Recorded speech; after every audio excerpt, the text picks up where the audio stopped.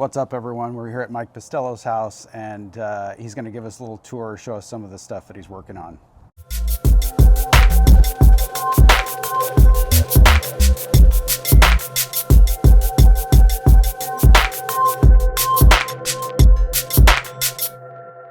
Welcome to the garden. If you want, we can kind of just walk through here, and I'll start with some of the projects that I have going on right now. This sort of area here is basically 2-year cuttings. There's both Kishu and Itoigawa, and also there's a golden shimpaku in here. These cuttings were taken about 3 or 4 years ago. They're a little bit slower growing, but the plan with those is to eventually graft onto some kind of nice yamadori that will look good with yellow on it. Would look good, yeah. And I thought it would be interesting because when you go to shows, you know, you see Itoigawa, you see Kishu, you see the native foliage, but I've never seen a really well done grafted tree that has this. And I thought it'd be cool for color to add like that little yellow burst in the show. It might be kind of neat to have a conifer with some color to it. So yeah, then these are, if you kind of fast forward from 2-year-old cuttings to 7-year cuttings, these are my 7-year. I had quite a few, and they were actually supposed to be workshop trees for the Shohin convention, but since it got canceled, I sort of just decided that I would style them up, and I've been kind of selling them off. I'm going to keep a few of them for myself, but most of them are trees that I've been slowly selling off, and one at a time. Everybody loves a little shimpaku. Yeah, I mean, here's another kind of golden shimpaku that's a little bit bigger than the other one, so you get it. My plan for this is to put it in the ground. I kind of cleared out an area over there where there's going to be, kind of put this in the ground so it can just go absolutely crazy. Yeah. And this way I can start taking more cuttings and stuff from it. So this will sort of be my mother plant, if you will. This is a crape myrtle. This actually came from Kaya Mooney, who is now apprenticing in Japan. I got this from him about 4 years ago. It's a nice little trunk. Yeah, I've been slowly, it's got no big scars or anything, which I liked, and I've been slowly but surely, deciduous is sort of a slow process, so I've just been cutting back, and this one's really nice because it has super small leaves, which is good. They'll get, obviously it's coming out right now, and they'll get bigger, but they're not as big, and I'll show you the other one down here as these leaves get. Just a different variety, I guess, but this is kind of an example of one of the trees that are 7 years old, so quite a good amount of growth, almost about an inch in trunk width on that. So talk a little bit about the gin work. So like your basic process is to like take a whip that you've rooted, then you wire it once, and then you're kind of like wiring out some branches to kind of start creating that taper. Yeah, so what I do is, obviously I grow all these in colanders, and I do it in colanders because they grow really fast. You can put a ton of fertilizer on it. There's a lot of a water and air exchange, so the roots grow, the tree will grow really quickly, and they're cheap and light, and it's proved to be a nice medium. But usually what I'll do is, after I'll put the cutting in, once it roots, I'll let it just kind of go for a year unchecked. And then that second year is when I'll put the movement into it. It's usually about a pencil thickness at that point, and I'll start to try and put all the movement into it. And then to try and get that low movement, because a lot of times I'll see trees that people will start, and they'll have these really big trunks, but it'll just have one piece of movement in it, and it's sort of kind of counterproductive, I think, because now you have a big trunk, but you can't really go back and bend it because it's already 2 inches thick, So I'll bend it and then let it grow again. Then I'll come back, bend it some more. So that's kind of, you can see, this was sort of the first series of bends in here, and again in here, and then this is sort of the second series of bends, and then of course this is just a sacrifice branch. So the apex will be right here, and this will get cut off. I try to put a little bit of movement in the sacrifice branches because sometimes I'm, maybe thinking about leaving it as like a gin. Yeah, using the wood. And I don't want to have just a dead straight gin, so it's nice to have a little bit of movement. There's different sort of schools of thought. I think I've talked to you about it too, where you're putting the shari in early on and getting, kind of like that prized fan shape, or Like kind of a ribbon instead Exactly. of a tube. Exactly, and so that's something that I, obviously, I'm going to probably start trying to do with the smaller ones I have over there. These, my plan was to just get thick trunks. Yeah. And I think that they definitely will thicken, because once you put the shari in, the lifeline will thicken, but the dead part doesn't thicken anymore. It's an interesting question to kind of explore, like what's the right timing for, say, if you want to make a shohin sized tree, like what gives you the kind of most natural feeling? Like what's the timing? Does it need to be like an inch thick if you're ultimately going to be like an inch and a half kind of oblong kind of shape? And I haven't figured it out. I haven't either. I mean, I guess it'd be good to maybe travel to Japan and take a look at some of the shohin they have there, because I see that, and I know they're not yamadori, I know they're field grown or they're pot grown, but they have this really cool ribbon of dead wood and twisting lifelines, and and I think a lot of it has to do with, maybe growing them out and doing it like how you're doing it, where they're starting the shari earlier on, but then they have thick trunks too. So I don't know if there's some carving and some hand peeling going on and things like that, but for me, my goal with these, when I started, was to just get thicker trunks. Like I wanted a tree that was 8 inches or smaller that had a 2-inch base.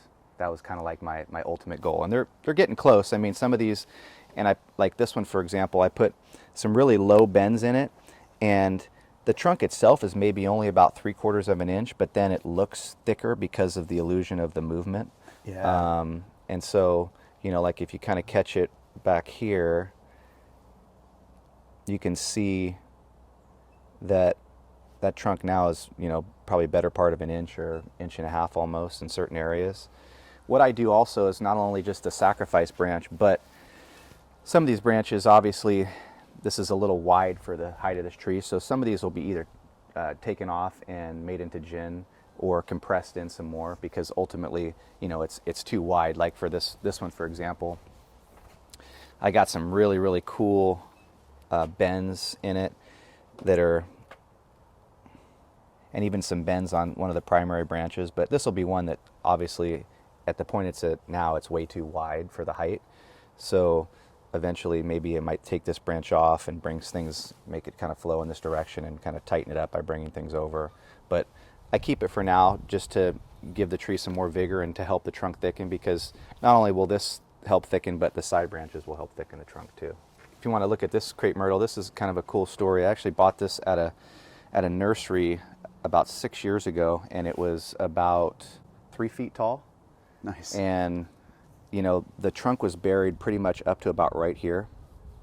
So I sort of unearthed the rest of the trunk, and there's a few little issues with some, cracks and crevices and stuff there. But for the most part, what I've been working on with this is getting the leaves smaller. So these leaves, when I first got it, were 2 to 3 inches in length, and they're slowly but surely starting to get down. But what you see here is everything has been grown over the last 5 years. So when I cut this off, I pretty much cut it back to a trunk. And it was such a cheap tree that I thought, I'm just going to experiment with this and see how much I can get out of this tree. Yeah. So I pretty much cut it down to like a 5-6 inch piece of wood and put it in a colander initially, and just started, and then just let it bud out where it budded out. And what you see here is basically a side bud that came up, and then so that came up, I let it get a little thicker, then cut it here, and now, so there's another cut right there. So you've already had one big sacrifice branch that you took off. Exactly. Yeah. Yeah. I think that's like critically important for that kind of development. Like if there's no taper, you just have to create like that secondary top with a big sacrifice branch. Exactly. Otherwise, it just looks like a hunk of wood with little twigs sticking out of it. Totally, and that's what you see a lot of, and with deciduous, or even like I see it with the cork oaks. Like, kind of segue into this tree here. This tree was belonged to a gentleman who passed away, and he left all of his trees to a member of East Bay Bonsai Society, who then started kind of selling a few of them off. He kept a few for himself and sold a few off. The story behind the gentleman was he traveled a lot, and he would go to different countries and bring back this seeds from different oak trees. He was just loved oak, so he had just a plethora of variety of oak trees, all from seeds. And these, what I'm told is that these are Most of his older trees, which this one would be considered an older one, is about 45 to 50 years old from seed that he grew. That is some pretty wicked movement for a cork oak. Usually you see them, they're kind of like ramrod straight. Exactly, and so and not only movement, but taper as well. I think the gentleman just sort of grew it naturally, didn't do a lot of wiring or on the tree, so I wasn't too happy with the branching, so what I did was this is another one where I just cut everything off, just down to the trunk. So all the branches that you see here now, except for this thicker one here, everything on here has been grown over the last 2 or 3 years. This Sierra is actually the probably best Sierra that I've ever had in my collection or worked on. So this tree I first displayed in 2016 at GSBF, and this was actually voted on by Kathy, Ryan, Neal, and Bjorn as the got best of show and best native species. So I'm kind of proud of this tree. It's always fun to see a tree you collect yourself come into maturity. Right. And it was restyled this year. I just rewired this year. It was starting to get a little bit wide, and actually decided to change the direction of it a little bit. So initially this kind of heavy branch here had another branch and it came way down and out, and this branch was higher up, and so the flow was more in this direction, and it was okay, but I like it a little bit better now with the flow kind of heading in this direction because of the massive movement of the deadwood on the tree and the shari. So yeah, that deadwood up there is pretty dramatic. yeah. This oak is an English oak and came from the same gentleman as the cork oak that we were talking about. And obviously, initial flaw of this tree, the leaves are kind of big. I've only had it since 2017, so far I haven't been able to reduce the leaves too much, but I think they will a little bit more. But again, you kind of have to appreciate it for what it is. Do you, in this climate, do you defoliate it at all? Yeah, so I've defoliated this once. Right now I'm just trying to, again, this is another tree where I bought it basically because I really love the trunk. Yeah. It's got just a really nice, massive trunk. It's got kind of a cool remnants of what was here. I'm imagining that maybe this was another trunk at one point that died off or something like that, but it has kind of a top here that looks like maybe something died, but it's kind of an interesting little burl of wood that I've had people message me on Facebook and say, hey, God, that tree's super great, but why don't you cut that off? And I guess for me, I feel like if I cut it off, then maybe it just looks like every other bonsai, right?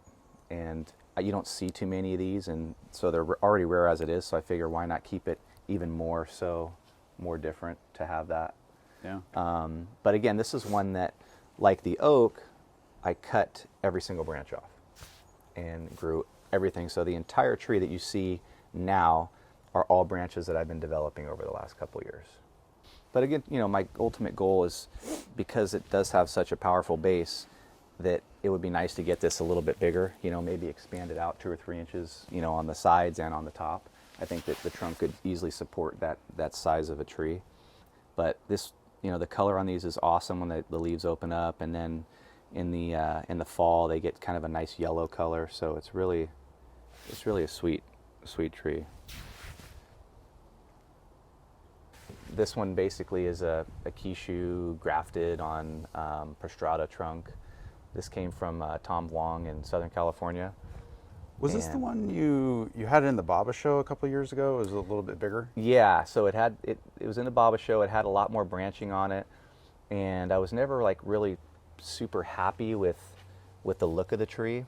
And so last January, Peter T came out and we did a workshop together, and I kind of said, hey, I want to really just change this tree dramatically. I don't like the direction that it's going. It's sort of not, it didn't really have a flow in one way or the other, and for the size of the trunk, there was a lot of foliage. It seemed like it was too much it seemed like the trunk couldn't support the amount of foliage it had. So we did kind of a big overhaul on it and cut some pretty significant branches off. So this is sort of the growing out of the initial styling that Peter and I did with it. I think was this branch one of the ones that was kind of problematic, like it was sticking up too much? So yeah, this one was sticking up a lot, and as you can see, we actually bent it way down and even caused a break right here, which is, you know, completely healed over now. But it was kind of out at this angle, Yeah. which obviously brings everything up here too. And then where this piece of gin is here that's being tied down to with the guy wire, that was another branch that kind of came down, and it was sort of underneath everything, and it was pretty straight, didn't have a lot of movement, and the foliage was, when it was grafted way out on the end of it. So I have kind of this, I had sort of this like 8-9 inch extension with branches growing at the end of it, and it never really looked good. So Yes. A lesson for everybody, just don't graft too far out. exactly, yep. And then speaking of grafting, this is a little Sierra that I collected about 7 or 8 years ago, and this is one of those things where proportion is kind of everything, right? I mean, it's a small tree opposed to the bigger Sierra that can handle the more coarse foliage. This really can't handle this size of foliage, and so I made the decision to graft Tosho on it. I wanted to do it because I really always liked Tosho, and you don't see a lot of good Tosho here in the US, and this one obviously has some pretty attractive deadwood features that, you know, done by nature. And so last year there were some grafts put on. There's, you know, you can see these ones that are extending. These were last year's grafts that are taking off pretty good, and these are grafts that I did in January that, if you can see, are already, there's some kind of growth already starting to come out right there. So unbagged. So I did have them bagged. Okay. And there were some of the, I guess it's like the pollen sacs. Uh-huh. They were in there and they were turning black, and I was worried that there was like kind of like a mold that was occurring. So I took the bags off. Bags were on for about 3 months. They've been off now for about 3 weeks, and it looks like everything's kind of doing good. I wouldn't be surprised if a few of the grafts don't make it, but if you look at this one right here in the apex area, I think this one's pretty much a for sure, with all the buds that are starting to pop on that. And so, you know, the ultimate goal is to, you know, as we talk about grafting in tight, you know, you can see like I grafted way down here, so I could start the new growth where it needs to be. This one was grafted really in tight. These were all grafted with just a little bit of original branch there. Toigawa that I got from, it's an imported tree, and came from a backyard of a Vietnamese gentleman actually, and he was selling a lot of his trees, and I like this one because what I thought was really cool on this tree, aside from the size, I think it's such a great size because it's something that, you know, I could have now and probably until I'm 80 years old and still be able to lift it up and without a problem. But what I thought was really cool about this was sort of the feature branch on this tree, how it had that twisting lifeline on it already. With having a twisting branch like that, I thought was pretty cool. So I decided to pick that up, and I've slowly but surely been putting shari into it. So the current shari that you see on the trunk now was not there. It was this is one of those ones sort of like with my cuttings where there was no shari in it at all, except for on this main branch. So this shari in here, these pieces of gin were like that, but then I sort of added all the shari, and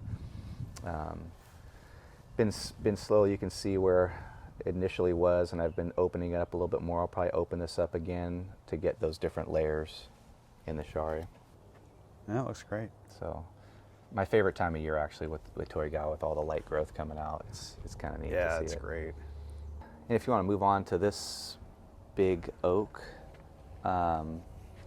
this one, super cool story. This came from Gareth Shepherd, who's down in Aptos, California. And I don't remember if he told me he collected it or if it was collected and then he bought it, but I know that it's yamadori. I know that it was collected in that area, I believe in the mid to late 90s. Holly oak. Like, yeah, That must be what it is, because Ilex is holly. Yeah, exactly. Okay. Yeah.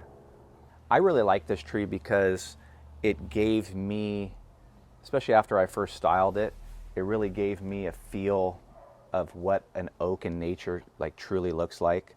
With my other two oaks, they, I know Ryan Neal will talk about, styling a tree like a bonsai or styling a tree like it would be more in nature. Yeah. And this tree to me, although it's starting to get some nice branching and everything, it's more not really styled like a bonsai. It's more styled like what a real oak would do, having the big, broad canopy, kind of the wide branching. It's sort of, I can picture myself like if I, laying underneath this tree on a blanket having a picnic with my wife. I mean, it has that feel to it, whereas the other ones are more like a bonsai type of tree. These are a red pine and a black pine. This red pine came from a gentleman who it wasn't doing well at his house, and he kind of knew I was looking for a red pine, so he called me up and said, hey, you're interested in this tree. Gave me what I thought was a really, really good price on it, and I've had it now for about 4 years. My understanding was that this tree was in a Shohin exhibit in Japan at one point, and when it was a little bit tighter, obviously, but it's kind of, when I got it, it was kind of weak, so I had to let it grow out a little bit, and so now it's obviously out of the Shohin realm, but it's more of a Kifu size antique Chinese pot, and just a cool tree. I mean, I like it because it's my only red pine, and because it just got some great old bark, and it has a nice character branch down below. And this pine came from Boone, and I got this. It's probably the longest standing tree in my collection. I got this from Boone. I believe it was either 06 or 07, and my guess is, I don't know if it was grown here in the States or if this was an imported tree, but what I really liked about it was the bark was, nice and old, and the branching on it is really good, and it's a great size too. I really like the size. When you're 80, you're gonna love it. Yeah, absolutely. And this one, if you look at it now, has pretty much no wire on it. There's a little bit of branches here and there that have some wire on it. So last year I did like kind of a partial decandle. You can see some were decandled, some weren't. So this year just been doing a lot of fertilizing so far and just trying to get it super strong. Like if you look at this branch right here, this was decandled last year, but because the tree was so weak, it didn't even open. But now it's opening this year. So so this will be a branch that I won't be able to decandle this year. Maple, you know this tree. That does look familiar. Because I got it from you. Now, I was going to ask you, you took off that front branch that I was always driving me crazy. I did, yeah. It was driving me nuts, and I wanted to cut it off, and then I didn't, but it looks like you've got it almost completely healed over now. Almost so, yeah, almost completely. And the top where you had a leader growing, that is almost completely healed over too, and I don't know if we can get in there or not to see it, but yeah, there we go. So you can see your initial cut where it was completely, it's almost calloused over there. And then this was the leader that you had growing, and that's pretty much almost completely calloused over. I like that you've got it tighter than what I had it. Well, I just try to, been trying to work it in a little bit, and I think that also, you had it in a growing box too, which is going to give it more vigor. Yeah. And I think having it in a bonsai pot. With my deciduous, I do 100% akadama. So for two reasons. One is because it's really hot out here, and if I do like a 1-1-1 mix or even a 2-1-1 mix, they would just be dried out so quickly. So being that they're kind of a rapidly moving tree with water mobility, and I try to keep it into a little bit of a wetter soil.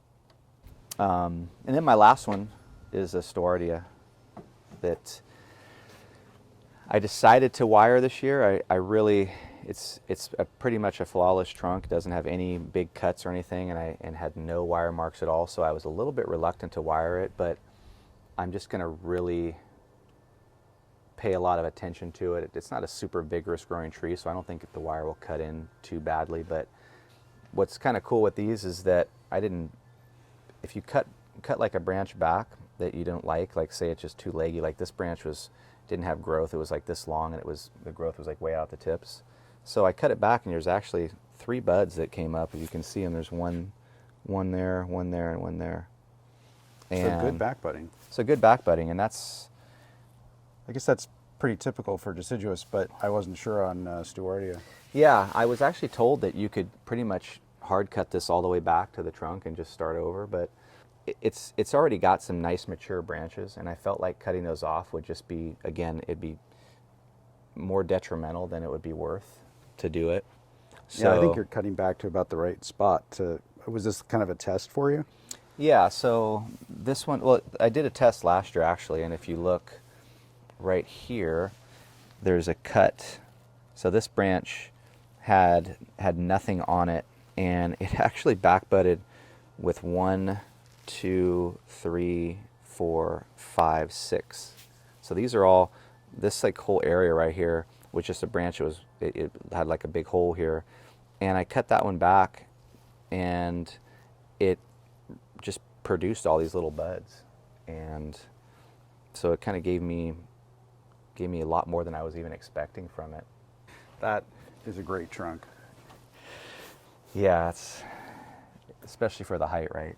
I mean, Yeah, no, I mean the taper's really great. All right, Mike. Well, thanks so much for the tour. Sure. And Pleasure. if someone wants to get a hold of you, how should they go about doing that? you can get a hold of me via Facebook or at Bonsai Mike on Facebook, or on my Instagram page, which is MVP Bonsai. MVP Bonsai on Instagram. I think that's I'm following you on that. Yeah, it Not on actually Facebook. it's just my initials really. It works out well, though. It works out well. Yeah, it's kind of cool. My parents did me a solid on that one. So Cool. And so- you do like club demos and. Yeah, so I used to sort of work on trees for people if they wanted to, and I still would, but I sort of cut back on that. Mainly now, just focusing on my day job and working on my own trees, but I'll still do club demos. Like I'm doing one tonight actually for East Bay. I have another one for Rebs at the end of the summer, and then towards the end of the year I'll be down in August I'll be in San Diego, and then towards the end of the year I'll be at Rebs. So Awesome. Definitely like to do the demos. I love to get out and chat with the different clubs and meet people, but that's sort of the extent of what I'm doing right now.